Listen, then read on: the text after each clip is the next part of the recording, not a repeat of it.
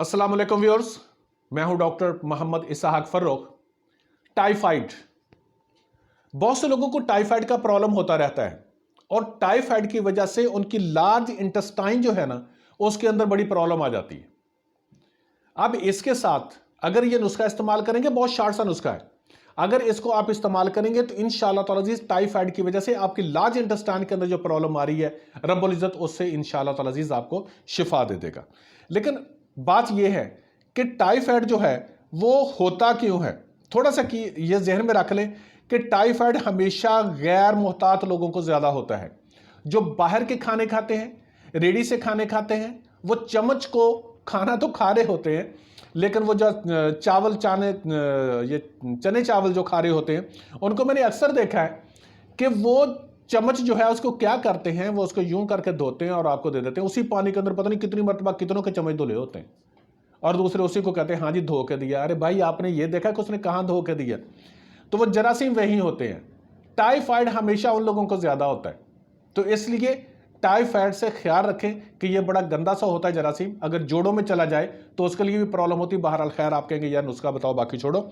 इसके लिए दो चीजें हैं जी, असारून और कचूर। असारून और कचूर, इसको आप 50-50 ग्राम ले लें, आपके लिए बहुत है।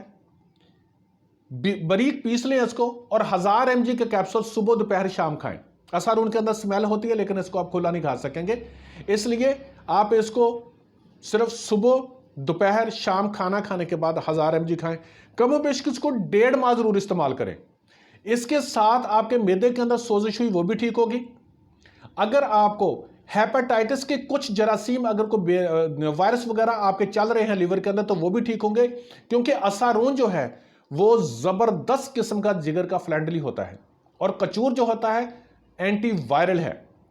इनको अगर आप इस्तेमाल करेंगे 1.5 माह तक, तो सिर्फ आपको यही फायदा नहीं होगा कि आपकी लार्ज इंटेस्टाइन के अंदर जो कोई प्रॉब्लम आ रही है या आपको टाइफाइड की जो प्रॉब्लम आ रही है उसकी शिफा होगी, बल्कि इसके साथ आपके जिगर को बहुत फायदा होगा, इसके साथ आपके मैदे को बहुत ज्यादा फायदा होगा, इसके साथ आपकी तेजाबियत जो वो खत्म होना शुरू हो जाएगी।